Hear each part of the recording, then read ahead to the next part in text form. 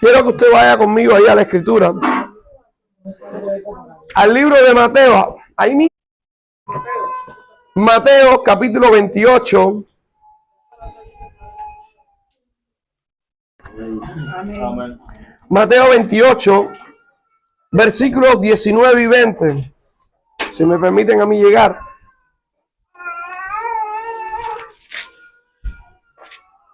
Amén. Entonces, yo quiero que si usted toma nota, pues lo pueda anotar, pero si no toma nota, pues que comience a anotar y a tomar nota. ¿Por qué? Porque es muy importante. La palabra de Dios no es solamente para leerla o aprendérsela de memoria. La palabra de Dios es para meditarla. Y parte de la palabra de Dios es también la predicación. La predicación es parte de la palabra de Dios hablada. Ese rema de lo que Dios ha establecido para nuestras vidas. Por tanto, yo le he puesto, según lo que el Espíritu Santo ha puesto en mi corazón, en este tiempo, le he puesto por título, conforme al Espíritu Santo me ministraba, haciendo la visión. Quiero que digas conmigo, haciendo la visión. La palabra haciendo es una forma no personal del verbo, del término hacer, del verbo hacer. Y significa literalmente obrar, poner por obra, manos a trabajar, en otras palabras. Quiero entonces que vayamos a la escritura, y en Mateo capítulo 28, del 19 al 20, el Señor Jesús nos habla directamente a todos sus discípulos y nos dice: por tanto, id y haced discípulos a todas las naciones, bautizándolos en el nombre del Padre, del Hijo y del Espíritu Santo, enseñándoles que guarden todas las cosas que os he mandado. Y he aquí, yo estoy con vosotros todos los días hasta el fin del mundo. Amén. ¿Eso está grabando, hijo? Ya, ok, gloria a Dios. Entonces, el Señor Jesús, en el momento antes de ser tomado hacia los cielos, nos dejó una visión. Quiero que repitas conmigo: visión.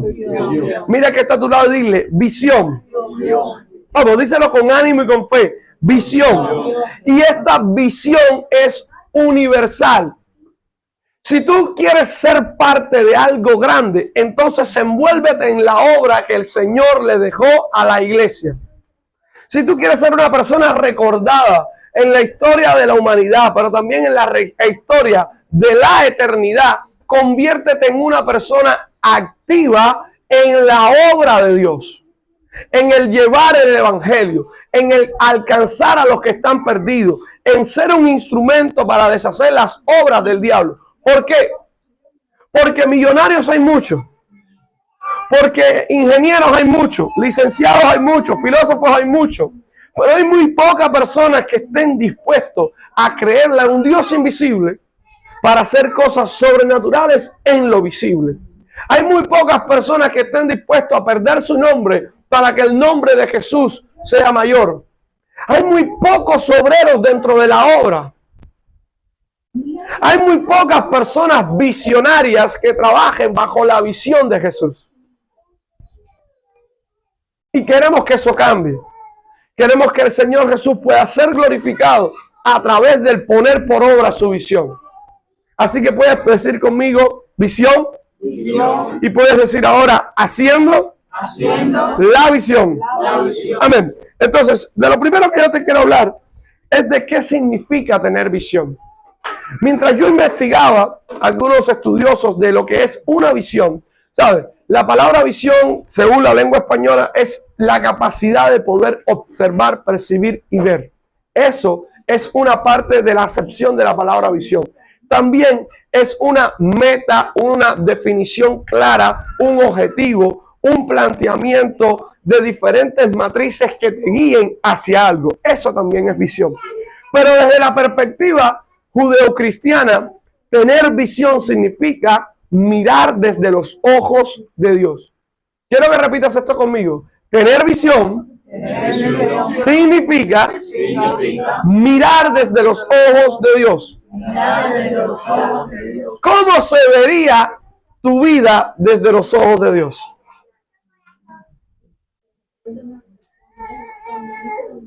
¿Cómo ve Dios el potencial de nuestras vidas? ¿Qué visión tiene Dios para con nosotros? ¿Qué metas, qué propósitos, qué objetivos? Porque no creo que Dios, y no es el Dios de la Biblia, el que haga las cosas sin sentido y sin propósito. Cuando Dios emitió una palabra, la emitió con un fin y un propósito.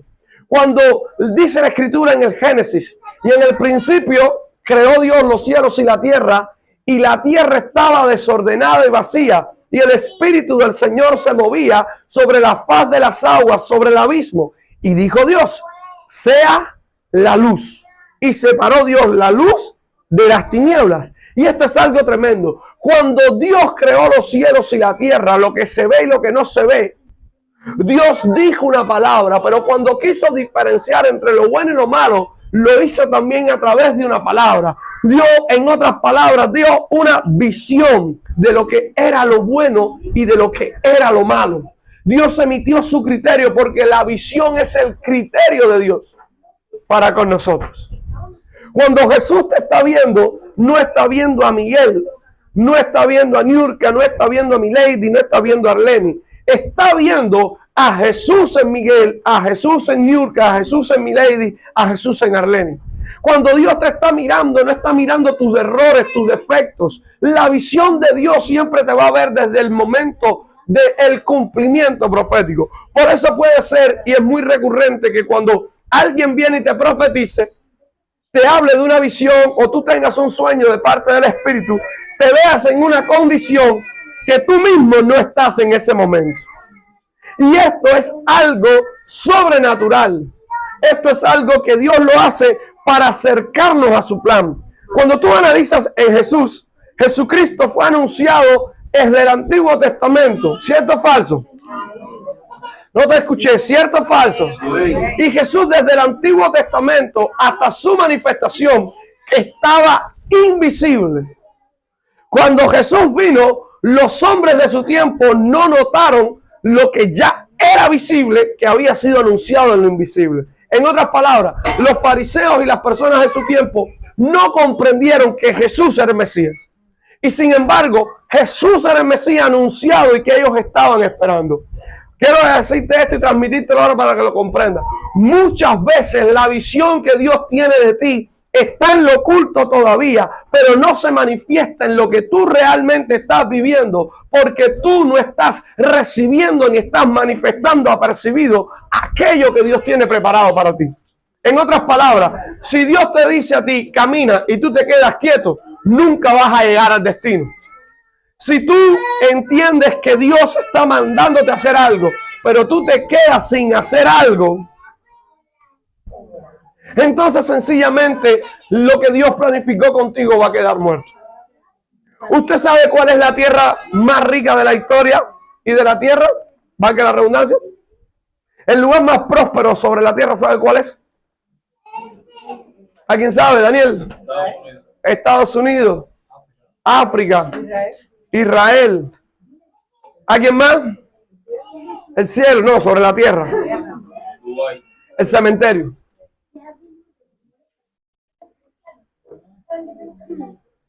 El cementerio. En el cementerio está el descubridor, la persona que tuvo el sueño, la idea que nunca se ejecutó. El artista famoso que nunca llegó a triunfar por miedo. Aquella persona que Dios lo llamó y lo escogió, lo mandó a la tierra para hacer algo totalmente nuevo y nunca tuvo la disposición de hacerlo. Los talentos enterrados están ahí. Los sueños no hechos están ahí. Las canciones no compuestas ni escritas están ahí.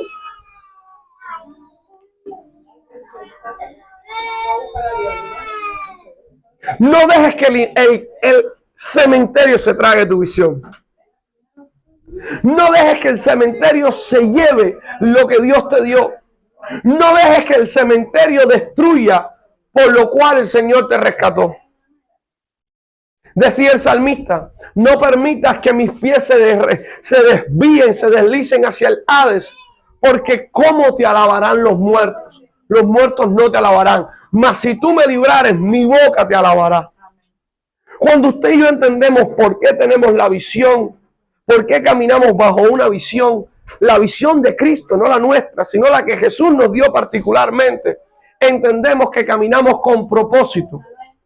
Entendemos que vivimos para hacer algo específico. Fuimos salvados para salvar a otros a través de una visión. Amén. Por tanto, no se trata solo de tener metas o propósitos en la vida. Es tener claro y definido el objetivo que perseguimos. Cuando yo era adolescente, yo estaba escogiendo en el preuniversitario. Y yo escogí el pre por azar, por darle en la cabeza a un muchacho, porque yo quería coger técnico medio de informática. Y yo dije, nada, voy a irme por el pre, porque como puedo coger el pre y hay otro que me está diciendo que yo no cojo el pre, porque si no, él no lo puede coger. Yo dije, nada, voy a coger el pre porque yo puedo coger el pre. Y yo cogí el pre. Y estando en el preuniversitario, mi vida iba de mal en peor. Casi suspendo el 10º grado. Pasé ahí por los pelos, como se dice. Y en el primer semestre de onceno, me convierto al Señor Jesús. Vengo a Cristo. Y de haber sido una persona suspensa, Dios cambió mi visión y me convirtió y me puso, te he puesto en este lugar para ser ejemplo, para que no seas cola, sino que seas cabeza.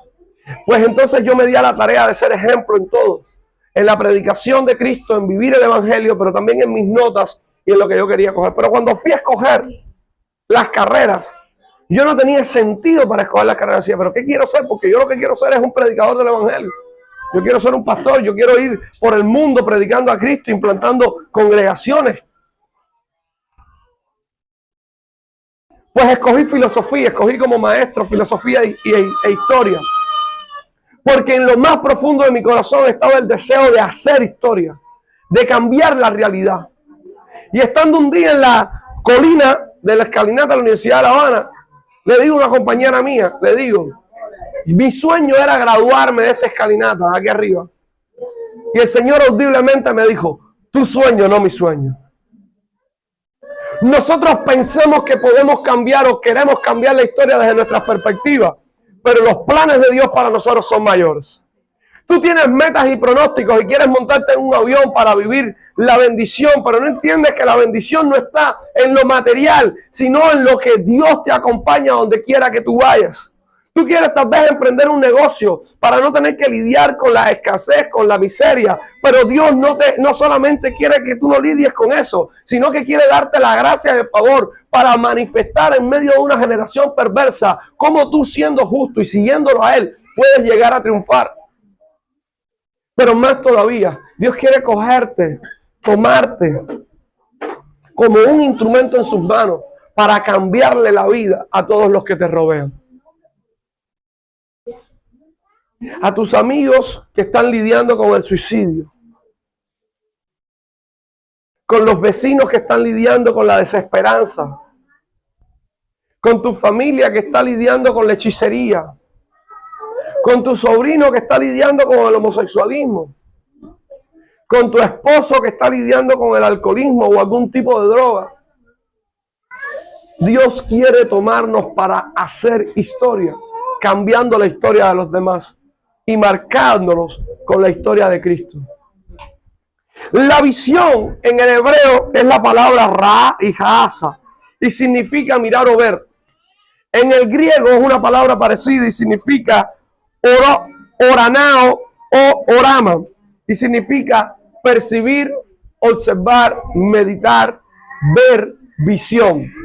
Y lo que significa directamente es que la visión no es solamente observar las escrituras o observar la fe cristiana, sino que es ponerla por obra, es hacerla, es caminar. Por eso es que cuando tú lees Mateo capítulo 28, Jesucristo no dejó su visión desde una perspectiva de, bueno, ustedes guarden lo que yo les enseñé, quédenselo para ustedes y sencillamente sean un buen club social, sean amiguitos entre ustedes, llévense chévere y no le digan a más nadie. No, Jesús le dijo, vayan y hagan discípulos.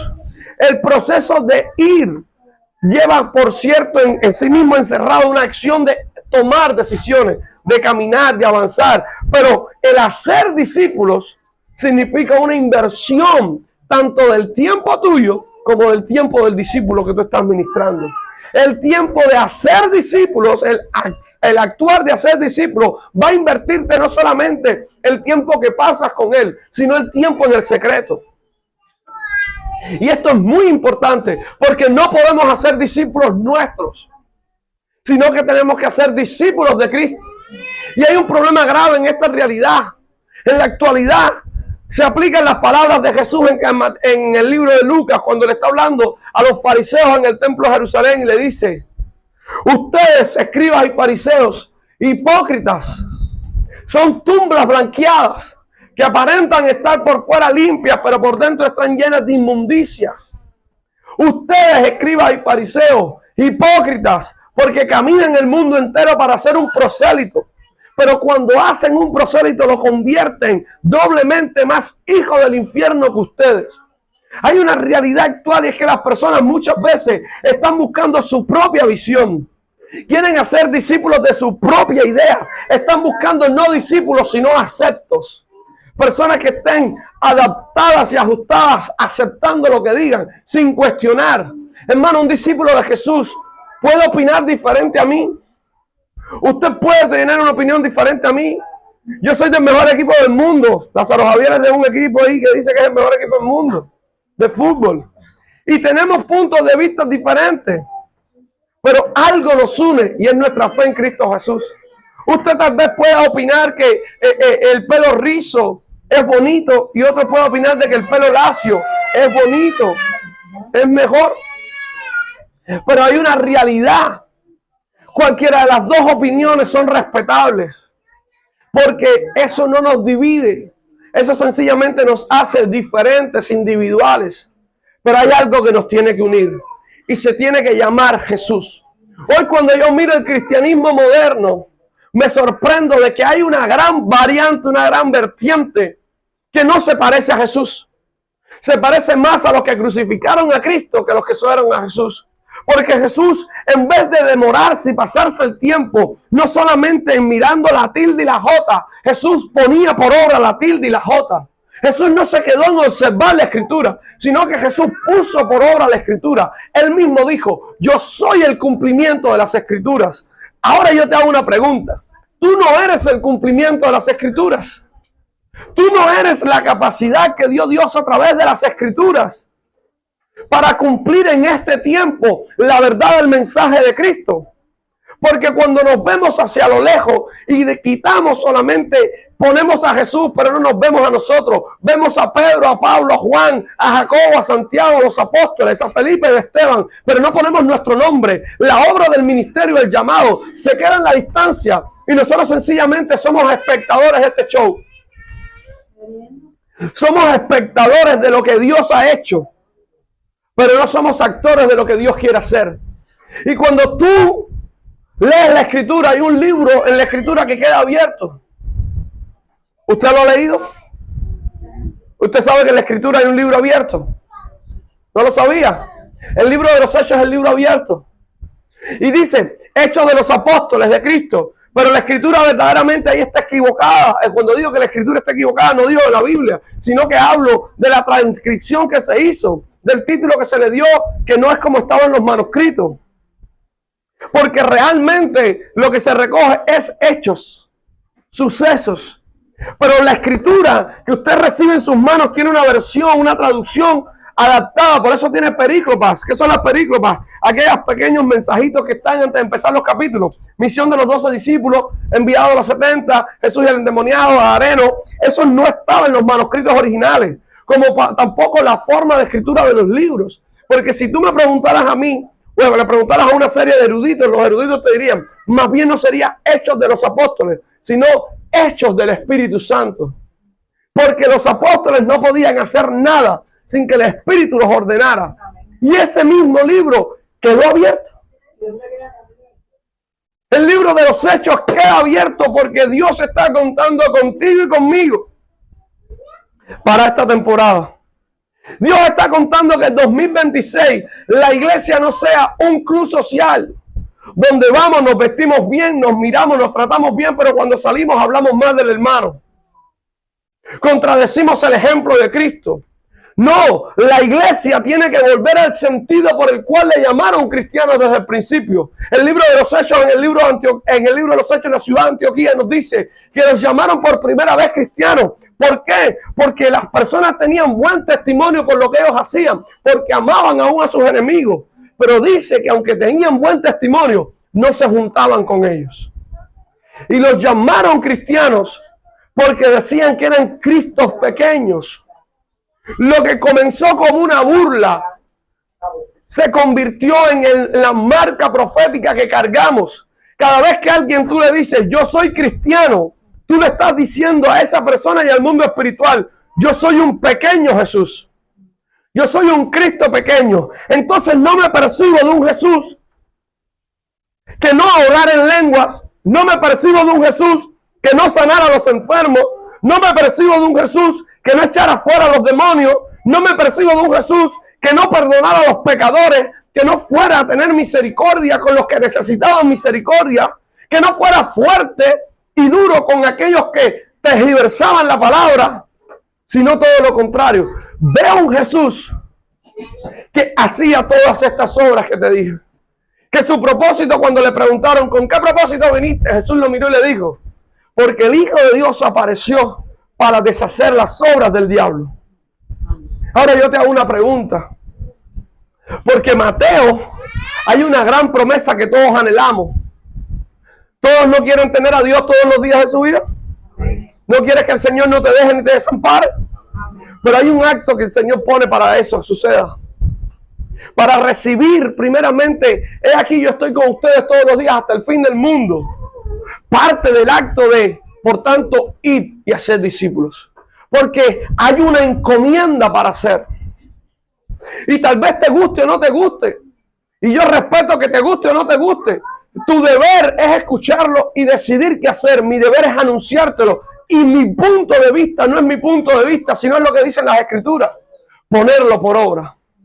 Mi maestro lo puso por obra. Pero no mi maestro, mi Señor, mi gobierno, mi Rey. El Señor Jesús, cuando me escogió para salvar. Una vez le pregunté al Señor, Señor, ¿qué quieres que haga? El Señor me dijo, salva a tu generación.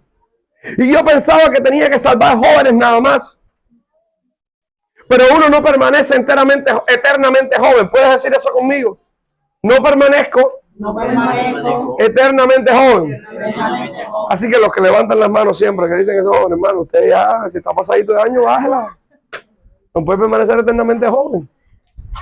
Aquello de salva tu generación en mi vida cobró una importancia, una relevancia cuando comenzó a madurar mi vida y ya yo no tenía ni 16 ni 18 y ya tenía 20 y cuando hablaba con los muchachitos de 16, de 12, de 14 me decían, Señor, compañero. No me decía, ¿qué le pasa a los niños? Pero hay una gran verdad, de manera de que tú vas creciendo.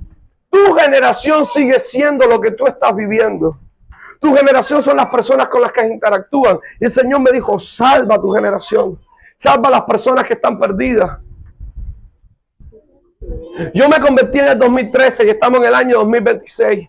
Y en los 13 años que llevo en el Evangelio, el mismo mensaje ha sido predicado siempre en mi vida. Y es que Cristo es el camino y la solución. No hay otra forma, no hay otro Dios, solamente Cristo. Tienes que correr del mundo, tienes que alejarte de lo que estás viviendo porque vas a perecer. Hay un infierno real que hay que evitar y hay un cielo que hay que alcanzar por medio de la fe en el Señor. La visión mía para caminar desde que me convertí ha sido hacer discípulos. Porque yo no quiero pasar en los anuales de la historia como alguien que pudo y no lo hizo. Como alguien que Dios escogió y fue un vago. Porque yo anhelo oír del Señor, buen siervo fiel. En lo poco me fuiste fiel, sobre lo mucho te pondré. No por el anhelo de que Dios me ponga en lo mucho, sino por la otra parte. Entra en el gozo de tu Señor. El gozo de mi Señor, solamente estar en su presencia va a bastar todo lo que hay en el mundo. Decía el salmista, porque mejor es un día en tu casa que 1000 fuera de ellos. Anhelo estar en la presencia de mi Dios. ¿Cuándo me presentaré ante mi Dios? Hermanos, si nosotros no caminamos en obediencia a lo que Jesús hizo, nosotros mismos no nos podemos llamar cristianos. El apóstol Pablo nos dice en la carta, en una carta, si no recuerdo es en Efesios, dice, si decimos que le pertenecemos a Él, debemos de andar como Él anduvo. Si tú dices que le perteneces a Jesús, tienes que reflejarlo. Tienes que modelarlo. Tienes que las personas verte a ti y decir, hay algo diferente. Ayer fue algo curioso. Ayer mientras jugábamos fútbol había unos niños.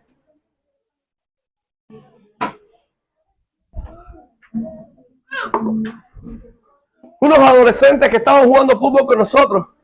Y todo el tiempo eran pastor, pastor, pastor, pastor. Ellos no eran cristianos, pero era todo el tiempo pastor, pastor, pastor. Y de momento hay un muchacho que se me acerca y me dice, ¿tú eres cristiano? Le digo, sí, yo soy de tal iglesia. Me dice, yo también soy cristiano. Soy de acá de Alcance de Victoria. Y a partir de la conversación con él, yo vi como todas las miradas cambiaron.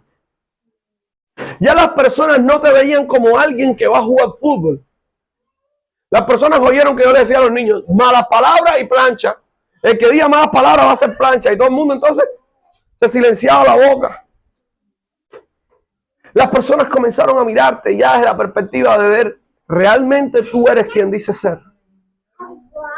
Realmente tú estás evidenciando. Yo me río, en mi barrio nadie se sabe el nombre de nosotros. Los otros días fue un muchacho a buscar una cosa a la casa, eran las 12 de la noche. 11 de la noche había unos vecinos. Usted sabe que en el barrio siempre hay un vecino que duerme después de las 12. ¿Usted no tiene ese vecino del barrio? Siempre duerme después de las 12. Él está pendiente de todo hasta las 12. Después de las 12 que se acuesta. Y este vecino le dicen, no, estoy buscando un tal Alexis. Lo mandaron para el edificio, para otro edificio. Yo vivo frente. Y yo me le paro así y le digo, soy yo. Y ese señor dijo, porque ese chamaco también se llama Alexis. Yo lo conocía como el pastor. Porque el barrio todo el mundo nos conoce como los pastores. No porque nosotros querramos ni nos presentemos, hola, yo soy el pastor. Porque las personas comienzan a ver lo que tú haces, cómo tú hablas. Ya los vecinos, hay un vecino ahí que cada vez que me dice, oye, Dios te bendiga, Dios te bendiga, mi hermano, ¿todo bien?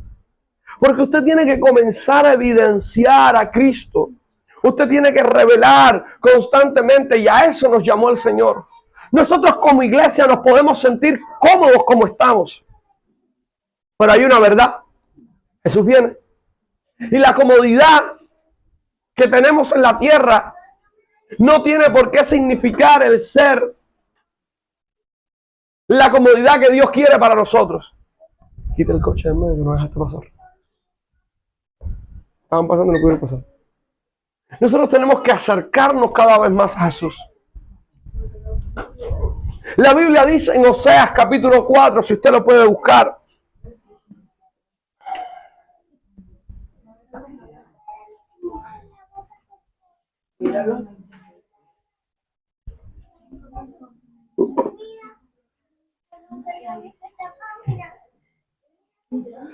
Oseas capítulo 4, en el versículo 6 nos dice, usted me dice amén si ya lo tiene. Amén. Dice, mi pueblo fue destruido porque le faltó el conocimiento. Y ahí después continúa explicando la destrucción del pueblo. Y lo curioso es que la palabra hebrea para conocimiento es la misma palabra que se traduce como visión. En otras palabras, pudiéramos decir, mi pueblo fue destruido porque le faltó visión. Si traducimos esa palabra, visión. El pueblo de Israel pereció porque le faltó la visión que Dios había dado. Desde el principio Dios los escogió para marcar un antes y un después en las naciones de la tierra, para ser un ejemplo para todos. Pero por cuanto le faltó la visión de lo que Dios los había escogido, fueron destruidos. ¿Alguien está entendiendo? Cuando la iglesia pierde la perspectiva de por qué fue escogida, de por qué fue separada, de por qué fue adquirida por precio de sangre de Jesús, Satanás entra y la destruye, porque